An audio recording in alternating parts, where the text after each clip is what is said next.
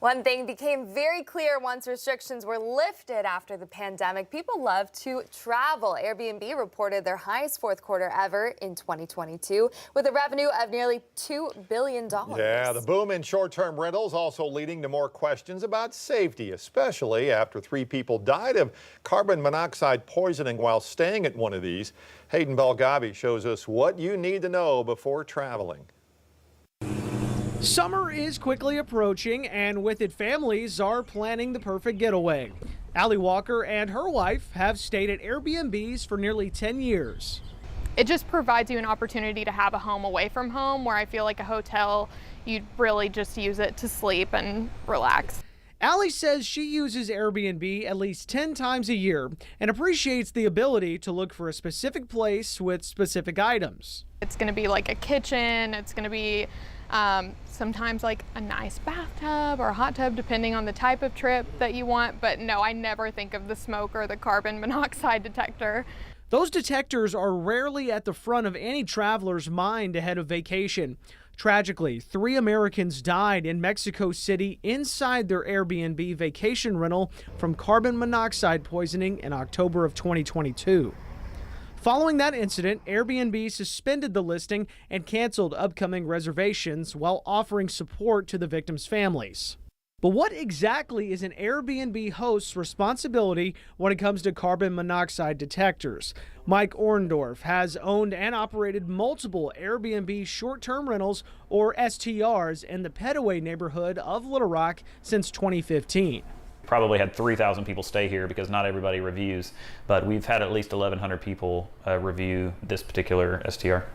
Orndorff says once his Airbnb property is listed, he makes sure all detectors are functioning properly. When I was setting up this, is that they asked if it was on site, and of course it is. So we clicked yes, and so when people are renting a STR, they can see, at least on the Airbnb site, that it is, whether they have a carbon monoxide detector or not. We asked Airbnb if there was a company policy requiring carbon monoxide detectors be provided by the hosts. They sent us the following statement. Although it is ultimately up to the city to enforce CO detector compliance in accordance with local laws, we encourage all hosts to confirm that they have a smoke and CO detector installed. Homes that report having a detector are clearly marked, so this information is visible to guests. Guests can even filter listings by homes that report having a detector. If a guest books a listing where a host has not yet reported detectors present, we flag this so that they are aware and can take precautionary steps as needed. The company also runs a global detector program, giving away combined smoke and CO detectors at no cost to eligible hosts. Orndorff recommends that if you are looking to become a host, try to stay near your property or have someone you trust close by. It's what the guests deserve, and you're just not doing yourself any favors from an anxiety standpoint to try and have a STR that isn't a short walk away. And if you're traveling, you can always contact the host to make sure the CO detector is working, as well as take a mobile detector with you on your trip.